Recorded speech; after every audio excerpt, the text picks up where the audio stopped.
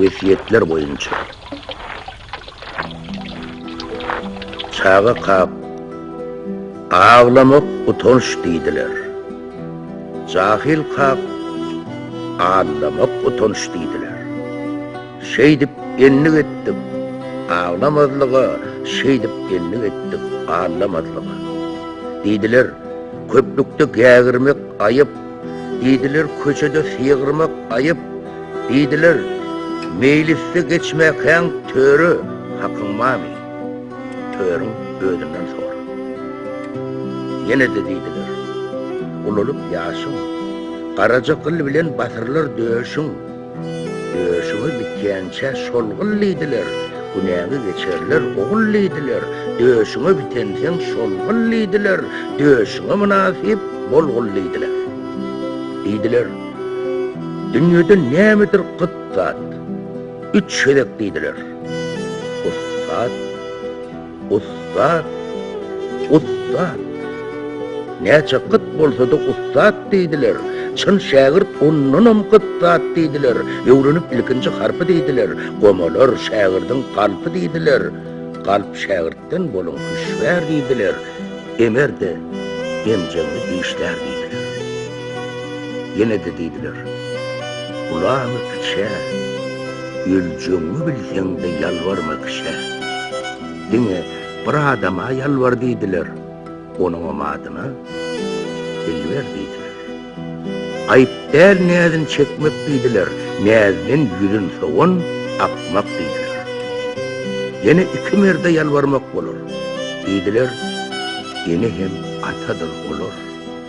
Atağına yalvarsan kalkınar ruhi. Eneme yalvarsan kemeler ahi. Kim etse şoluru taqdim deydiler. İşra vaç, yaşı dinleydiler. Yine kâni deplen tuttular adım, deydiler. Qavanma özgen şöhradın, qavanma zihinin izelligini, qavanma öz joran gözelligini, qavanma öz erin gerçekligini, qavanma öz gelinin alçaklığını, ne näzlerin ne de sözlerin qavan, dini oynaqlasa, gözlerin qavan. Deydiler, erkekten belenttir ayat.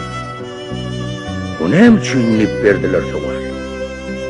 Cevabını verdiler. Oturup ömrüm, yağıtı dünya bilen hoşdoştan bir gün, ayal, er ocağın saklar deydiler. Sevgini münkerem haklar deydiler. Çağaların iyidir, geydir deydiler. Şeydip yaş ömrünü köydür deydiler. Emma beydip bilmez erkek deydiler. Bu babatta pestiren tek deydiler. 60'dan 70'den geçti de salih. Gözlerini yumdu mu eriz ayali. Yattan çıkıp vefa ağrar deydiler.